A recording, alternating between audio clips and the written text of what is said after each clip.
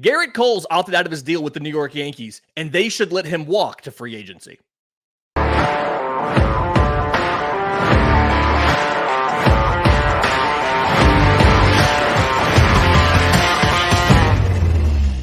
Yes, welcome on in to First Pitch for Monday, November 4th, your source of news, notes, and updates on Major League Baseball. I'm your host, Lindsay Crosby. Follow me on Twitter at Crosby Baseball. He's Christian Rauh, Christian S. Rauh, R-A-U-H on the Twitter machine.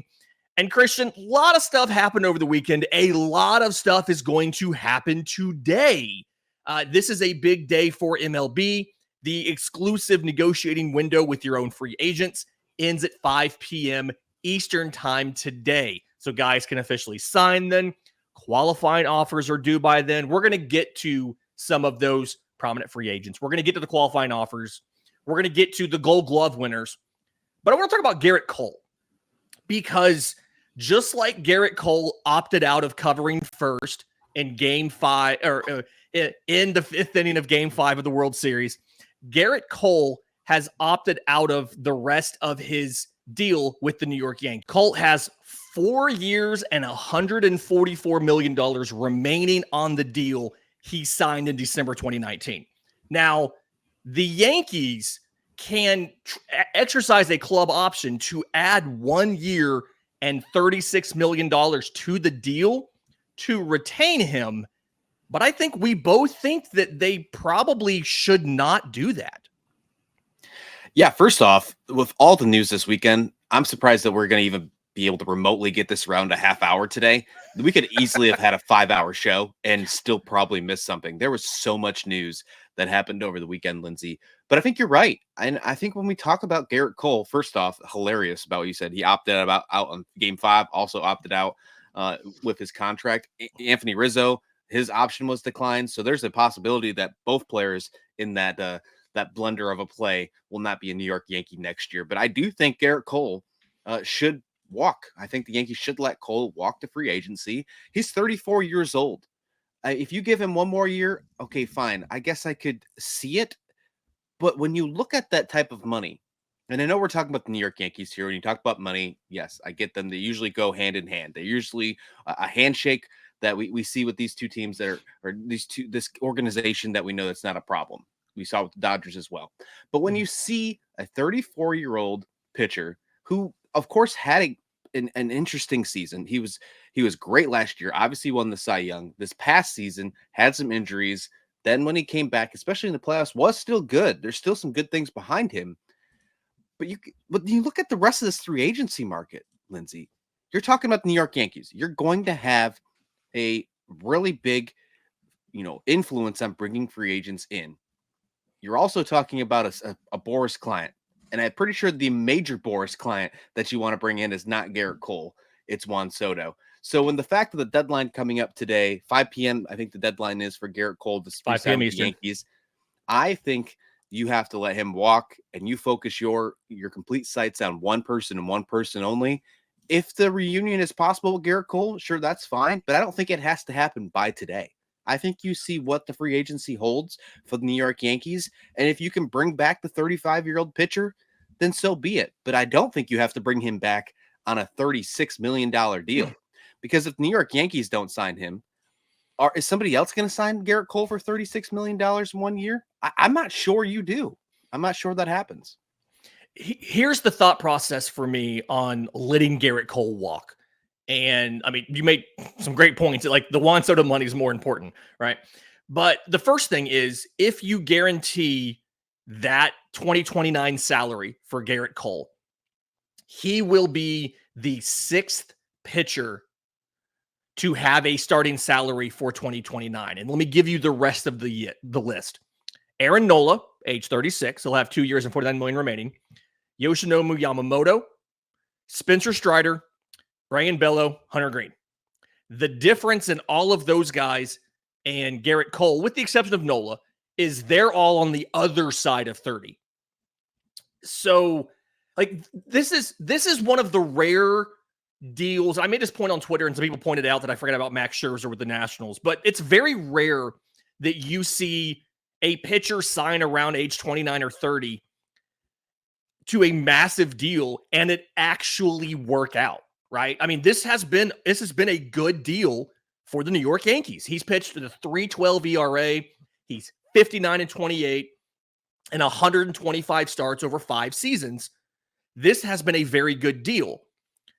The issue you always have with those long contracts is they don't age well, right? You get great performance in the first half, and then the second half's a giant albatross. And you can go through so many names that have been in that situation. I mean, Albert Pujols is a great example of a contract that, looked really good when he signed it, and then by the end was an awful deal, right? This is an opportunity to get out from under that deal. And there's other things to think about. Like, for instance, Gerrit Cole's velocity has been steadily decreasing. His average fastball velocity has been lower in each of the last 2 seasons. He won a Cy Young last year, but his average fastball velocity was lower than in 22. 24, it was even lower than 23. And granted, he had the elbow issue like you alluded to. His spin rates, same thing. Spin rates on his, on a lot of his pitches have been going down consistently for the last couple years. Most pitchers start to decline in their mid to late 30s. And rather than committing $36 million a year on a dude in his decline phase, you can get out from underneath that. You have more funds free for a guy like a Juan Soto who you want to bring back. Yep. And maybe even if you do bring back Juan Soto, you can redirect the Gerrit Cole money to somebody who is significantly younger than him. You can go sign Corbin Burns. You can go sign Max Fried. You can go sign Blake Snell. There are other options in free agency this year and probably next year that you're not paying solely for the decline phase in, like you would be for Gerrit Cole, who it is likely, not a guarantee, but it is likely is not going to be able to live up to his first half performance in his second half of this contract. I would argue that the Yankees are at an inflection point right now, Lindsay, with the fact that Gerrit Cole and how that contract is. There are a lot of baby bombers coming up right now. You talk about Jason Dominguez. You talk about some of the other pitching prospects coming up. Volpe and Austin Wells. Exactly. There's a lot of players that are young in this assets of the New York Yankees. If Gerrit Cole resigns and stays till 2029, I think that would impact them negatively moving forward. Maybe moving away from him. Now, this might be an emotional decision for you Yankees fans, but maybe moving away from him is the right thing moving forward. Pitching wasn't a problem for the most part in the playoffs, but there were some concerns because you had some injuries. Gerrit Cole wasn't one of them. He was your best pitcher in the playoffs. Don't get me wrong. But there are some other aspects and other problems that you need to fix and move forward if you want to return to the World Series. Pitching will be one of those for the future, and getting younger, as you mentioned, I think should be a primary focus. Gerrit Cole should be a free agent in 2025, and he should not return to the New York Yankees. Now, here's the hard part. Is it likely that the Yankees pitching takes a step back in 2025 without Gerrit Cole? Probably. I don't think Carlos Rodon's really good as a number one. I really do think if you let him walk, you need to go grab somebody else, right? You need to go get a Fried, a Burns, a Snell, or somebody. But it's not about 2025. It's about 2027, 2028, 2029. Is Yankees pitching in a better position there by paying $36 million for Gerrit Cole? I think we both don't think it is. And so the right thing to do is to let him walk in free agency. In 2029, if the Yankees have a couple World Series with Gerrit Cole on their back, then obviously they're not going to care about this conversation. But if we're in that same boat as we are right now, and the Yankees are still trying to fight for a World Series, whether they're in contention or not, year in and year out, when we get to 2029, we're talking about what happened with a 40-year-old pitcher over the last 5 years compared to possibly being in the same exact situation we are right now with a guy like Corbin Burns, who's entering his age 35 season around that time. And then you have another decision to make like you have right now. So I think you go ahead, you shut the door on Gerrit Cole, you move on, you get younger. And I think that's important for the Yankees this season. From a team potentially moving on from their best pitcher to a team that did not pick up an option, but is not also not moving on from their best pitcher, Devin Williams had his club option declined by the Milwaukee Brewers. So reminder what he did here. This was his second year. 2024 was his second season of arbitration. he signed a 1-year, $7.25 million club option or contract with a $10 million club option for 2025. I thought Devin Williams, he was injured going into the year. And so while he pitched to his normal regular season standards, 1.25 ERA, 14 saves in 22 games for Devin Williams, kind of matches his career ERA is 1.83. He had a 1.53 last year, a 1.93 year before that. Obviously, he wasn't around nearly as much. And then he once again struggled in the postseason. His postseason ERA, 23.14 in 3 career games. The Brewers declined the option on Devin Williams, but they'll be able to take him to arbitration. And this is frustrating to me because having a club option on him that you decline and having the ability to just go to arbitration for a lower salary frustrates me. It feels like if you have a contractual option on a player, on a contract that you offered to them and they signed, and you declined that option, you should not then be able to take them to arbitration. My position is if you have a club option, that club option is declined, the player should be an unrestricted free agent because you had the option to keep them in your organization and you chose not to. But MLB Trade Rumors says that Devin Williams is projected to make around $7.7 million. Do you think that this is a smart move by Milwaukee, a bad move by Milwaukee, or does it not matter because they're going to trade him anyway? I think they're going to trade him anyways, but I think it's a smart move by the organization. I think it's a crappy move by the organization. I will say that. Two things can be true at move. once, right? Like financially, right. It's a smart move. In the clubhouse, it's a terrible move. Yep, agreed there, 100%. The reason I think it's a smart move on the organization's behalf is you are going to lower the valuation of Devin Williams salary-wise, meaning that because he's still going to be a quote-unquote rental when you do trade him, it's going to be a lower cap hit on the team that's picking him up.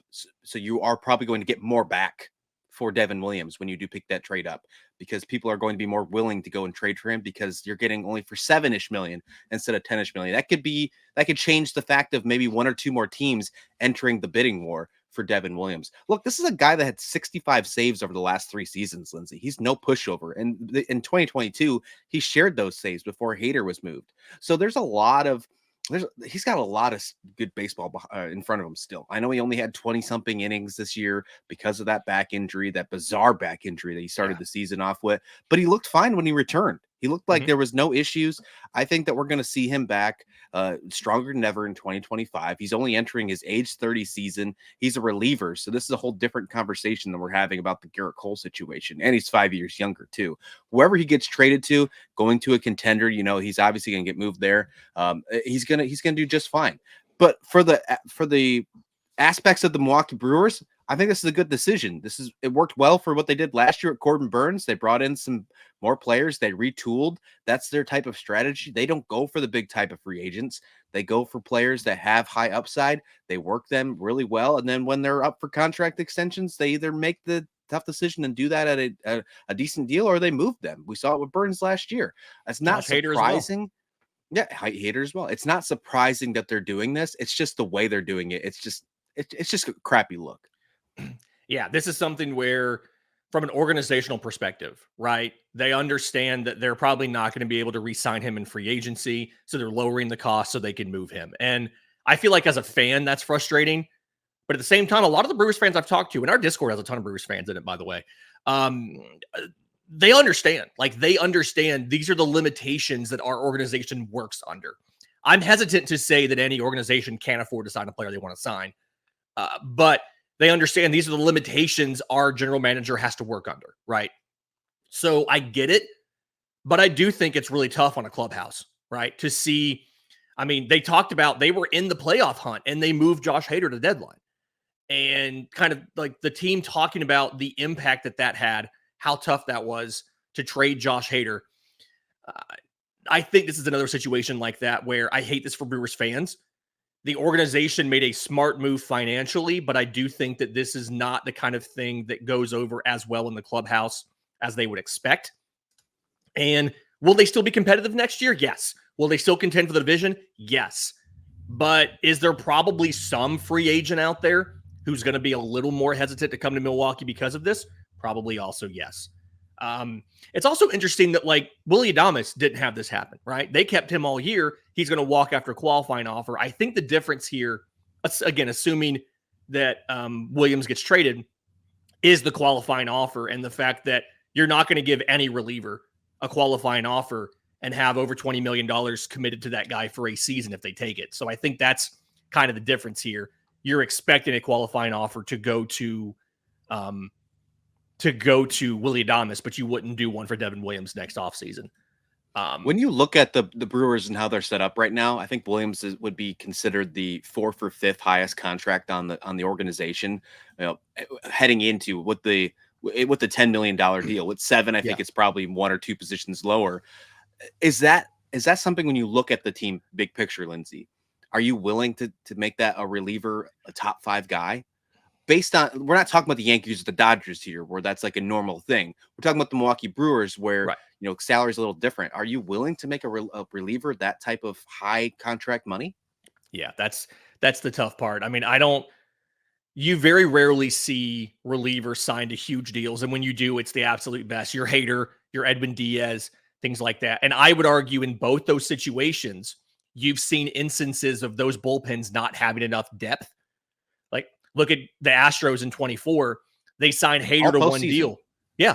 They lost 3 key relievers and only replaced those 3 guys with Hader for about the same amount of money as all 3 signed for. And so, and you can see the weakness there. I fully am on board with not paying a reliever $100 million, not paying $20 million a year. It's just, it's got to be frustrating for Brewers fans knowing he's probably gone. Okay. Gold Glove winners were announced last night. There's some notable stuff here. Looking in the National League, Christian Walker wins, I think, his 3rd consecutive at first base. These are the Diamondbacks. Patrick Bailey continues to be the best defensive catcher in baseball, wins another one for the Giants. Matt Chapman at 3rd base, 2 Giants win it. Ezekiel Tovar wins his 1st at shortstop for the Rockies. Chris Sale wins his 1st career Gold Glove for the Atlanta Braves. Feels like he's kind of a shoe-in for the Cy Young there. While the American League, you have some Alex Bregman, pending free agent for the Astros, wins his 1st career Cy Young Gold Glove at 3rd base. Bobby Witt Jr., Stephen Kwan continues his streak of left field Gold Gloves. Which Gold Glove result I think was the most surprising from the awards announced on Sunday night? I don't know, surprising, because the depth of National League center fielders are just huge, but I'm surprised that Jacob Young for the Nationals didn't win it over Doyle. I thought he had it. I thought he was a shoe-in. I really did. I thought that he was the best center fielder all season. Nothing away from Doyle. I mean, what we have in the National League among center fielders is just outrageous. And then it's the most stacked that position's been in a long time. Yeah, for sure. And then I personally think Mason Wynn deserved a little bit more love at shortstop for the National League over Tovar. But I think that might just be a little bias on my side. So regardless, the biggest thing in National League center fielders, I was surprised when I didn't see Jacob Young's names and I saw Bretton Doyle. Yeah. But congratulations to Doyle. I am so excited for what we are going to see for the next 5 years, National League center fielders. It's going to be so fun to watch that. Pete Crow Armstrong, Michael Ciani. I mean, you name it. There's just so many of different, just, we're going to have a new Gold Glover every year. I think that's just going to be something we're going to have for the next 5 years, Lindsay. Yeah. To contextualize this, Jacob Young in StatCast, plus 20 outs above average, was number 1 for all center fielders. Brenton Doyle was 2nd at 16. So beat him by 4 outs above average. To taking out Kevin Kiermaier, who changed leagues, of the top 12 outs above average finishers, kind of scrolling through here, I believe, if I off the top of my head is right, all but 3 of these guys are National Leaguers. Jose Siri of the Tampa Bay Rays at plus 16 was 3rd. You had Jake Myers of the Astros at 6. And then you had Kyle Isbell of the Kansas City Royals at 12. Everybody else, National League. This is an absolutely stacked position. Michael Ciani of the Cardinals was 3rd. Pete Crow Armstrong was 5th. Siane was 4th. Just an absolutely stacked position. Jackson Merrill, who moved from shortstop to center field to start the year, was first 8th. year ever as a center fielder. Blake Perkins of the Brewers was 9th. Michael A. Taylor was 10th for the Pirates, although now that's going to be O'Neal Cruz. That'll be a fun one to watch. Harrison Bader of the Mets, who I believe is a free agent, was 11th. Michael Harris II was 13th, despite missing multiple months of the season. So the Gold Glove in the National League is going to be probably, honestly, my favorite award to watch from all of the Gold Glove positions for the next decade, because all of these guys are super young and they're super talented. It's incredibly exciting to watch. Yeah, this is just going to be tons of fun here for me. So we'll definitely watch that out. 14 first-time Gold Glovers, tied with 2022 for the most in a single season. The caveat there is 2022 was the first time they added the utility player in each league, so you had 2 additional Gold Gloves to give out. But this is the 5th straight season with at least 10 first-time Gold Glove recipients. So, all right, let's hop into quick pitch real quick. A lot of little quick things to get to. The Royals agreed to a 3-year contract extension with Michael Wacha, including a club option for 2028. He had existing a 2-year deal with a club option he could have picked up on Monday. This could be 3. This is guaranteed 3 years at $51 million. And an additional $14 million club option for 2028. Good idea, bad idea for the Kansas City Royals. Love it. The Kansas City Royals are finally spending money. They're finally building around their foundation. And it worked. They made the postseason last year. And what did they have the year before that? 100+ losses, right? They swung around. They did the Baltimore Orioles of 2024. That's what they were this season. It was really exciting to see what this team could do, and they're not done yet. They have a lot of little pieces. I think that you're going to see them be a sneaky team this offseason. I think they're going to pick up maybe not one of the biggest names in baseball, but when they sign players, you're going to be like, man, that fits perfectly. I really like what Matt Cotaro and the rest of the Royals front office is doing. I think it's really exciting to see what they're building around Bobby Witt Jr. And then you look at this rotation now. Cole Reagans, Seth Lugo, Michael Wacha still being your 1, 2, 3. That's awesome. That's really awesome. I don't think they're done, especially with that rotation too. Pay attention to Kansas City, because I think we're going to continue to see them turn into an American League, not even just American League Central favorite, but American League favorite going into 2025. This offseason is going to be very crucial for them. And getting Wacha right off the bat is huge. I really like this pickup and really like this extension for them. I love what the Royals are doing. Like 5 of the 10 largest contracts in Royals history are with 4 players on the current roster, right? Now, Lugo's $45 million. Yeah. Both the Salvador Perez's extensions, Bobby Witt's $288 million extension. Like 5 of their 10 largest contracts in team history are currently on the roster. And this is, if you are a small market team, and I use small market in air quotes because these are all massive cities, and you argue that you cannot afford to be competitive and sign players in free agency, the Kansas City Royals are proving that you are a liar and that you are just trying to make more money for your owner. I love what the Royals are doing. I want them to continue. And I do think they have a legitimate opportunity to take that division, because we're going to perpetually count out the Guardians because it feels like they never are aggressive enough in signing players, and they somehow continue to make it happen. But it feels like for the next couple of years, we're going to be saying, hey, have the Royals added enough to take the division this year? I absolutely love it. Other kind of news coming up here. The general manager meetings start this week in San Antonio. Really interesting time, because today is a really big deadline. 5 p.m. Eastern, as we mentioned, that is when free agency officially begins. Your exclusive negotiating window, your quiet period, if you will, is over. We probably won't see, I don't know if we'll see any signings or not, simply because all the GMs are together, and it's something where, like, a lot of agents are in San Antonio. You're going to see a lot of deals come together here. Qualifying offers are due at 5 p.m. as well. A lot of guys we expect to get them. I think my list here, I kind of went through. I've got 8 different players I think are locks to get a deal. Juan Soto, Alex Bregman, Willie Adames and Pete Alonso. Let me see. For hitters, Teoscar Hernandez, Anthony Santander. I think those 6 will all get offers. For pitching, I've got Corbin Burns, Max Fried, and I think that's about it. Blake Snell can't get one. He's had one in the past. I think that those 8, those are your locks to get qualifying offers. There's been some other interesting ones. Sean Manaea will probably get one and decline it. But like, does Jurickson Profar get one? Does Christian Walker get one? A couple interesting decisions there who we have to figure out. And then we have seen some trades made at the GM meetings, but does it feel like we're going to have a lot of trades made, or does it all depend on Alex Anthopoulos of the Atlanta Braves? Yeah, I mean, he already started off strong, right? Based on what we had this past weekend, we might have 16 trades, Lindsay.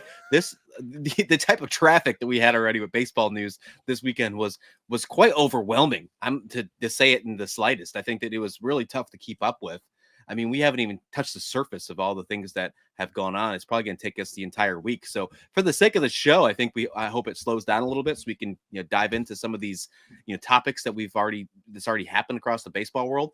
But as a baseball fan, I hope we get 1 million trades in San Antonio. I hope big things happen. I hope they decide to just turn on MLB The Show. And then, you know what? Actually, let's just make this our official roster while we're at it.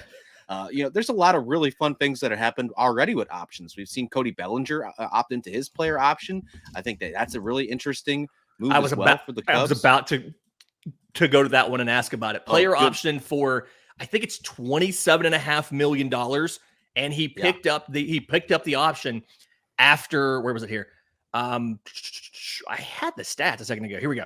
After batting .266 with 18 home runs in 130 games, playing all 3 outfield positions. He played center field a lot until Pete Crow Armstrong came up, and then he played a lot of both corner outfield and first base. Good move, bad move. Do you think the Cubs are happy about this or bummed about this? Yeah, let me answer your question with another question, Lindsay. Jed Hoyer stated at the trade deadline this summer that he was not going to be aggressive and he was going to focus on 2025 and beyond. He did not move Cody Bellinger, although many thought that he was going to be a New York Yankee, like his dad. Never happened. So I'm guessing that they're okay with this because they never moved him. So I think they were expecting him to opt into his player option. You got to think they probably had a one-off meeting before the trade deadline. That's why they didn't move him. But does this fit into Jed Hoyer's 2025 and beyond plans? I think my big concern now when it comes to this roster is your sources of power, right? Ian Happ in left field is, I think, a really underrated player in baseball. Batting average was only .243, but he hit 25 homers, won a Gold Glove in left, gives you a lot of everything. Michael Busch hit 21 homers at first base. Seiya Suzuki hit 21 as your right fielder in DH. But do you have enough power given the fact that you don't get a lot of production out of your catchers? You don't get a lot of power out of Nico Horner at second base. Revolving door at third base. You hope that Isaac Paredes can give you more power. That's not a great ballpark for him, though. Do you have enough power to win on this roster, or do the Cubs kind of have to lean more into the small ball, be good at base running, which they just hired a really good base running coach as their third base coach? Do you have to start doing the other things to win? Because is this the question I'm trying to ask, I guess, is this just keeping Bellinger, seeing him opt back in? Is this just an acknowledgement that, hey, our ballpark is not great at hitting for power. We're just going to lean into other stuff? Yeah, it's a really good point. And, when you look at the way that the Cubs are rostered and constructed, there's a lot of young players coming up as well. They have a ton of prospects as well. So adding a guy in like Cody Bellinger, he might just be a one more year stopgap. But he seems to love Chicago. He seems to he has resurrected his career after what happened at the end of his Dodgers tenure. And that's pretty great. It's pretty great to see. I will say this. We talked about the GM meetings coming up. If we have a trade, I wouldn't be surprised to see the Cubs be involved in this one. Jed Hoyer sounds like he wants to make a big aggressive push for 2025 and beyond. That's all he talked about in the second half of the season when he was stepping up. He had his eyes looking forward to next season and beyond with the organization. How can you not with the 8 or 9 top 100 prospects in the organization that the Cubs have right now? but there's not room for every single one of those prospects on the major league roster, and they're knocking at the door, Lindsay. I think they need some back of the rotation help with the pitching staff, and I think they can help other ways as well. I would not be surprised if the Cubs are one of the first teams to make a big splash with a trade, potentially in San Antonio this week.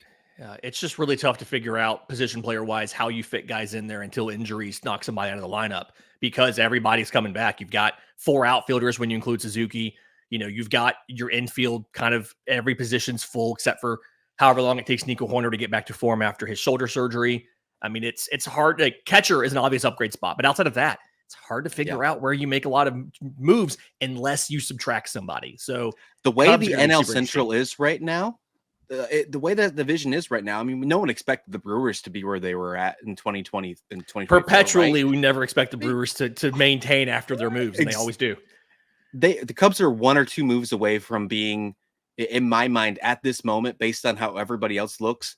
The Reds took a step back because of their injuries. The Pirates are kind of on the up and up. We don't know what's going to go on the Cardinals, and then the Brewers are obviously still in contention for where they should be based on how they performed in 2024. But the Cubs are only 1 or 2 moves away from being the division favorite next season. They were the favorite in 2024. They underperformed. There's no doubt about that. But if you can find a way, if you're Jed Hoyer, and you can find a way to move a couple of those prospects for some big major league talent, and I think he can do that with what he has sitting in his pocket right now, it's hard to make the Cubs not a favorite for the National League Central in 2025 if they do it right. Yeah, they have the potential. They have the money. They have, the new manager and Craig Counsell after the first season. They have everything there except for figuring out offense at home, right? That ballpark was one of the most suppressive environments in baseball last year. This has somehow been a full episode already. We have so much we didn't even get to here on First Pitch. Stick around. We'll be back tomorrow with more news about who gets a qualifying offer and who doesn't. And if any signings happen right away, we'll break them down. Until next time, this has been First Pitch.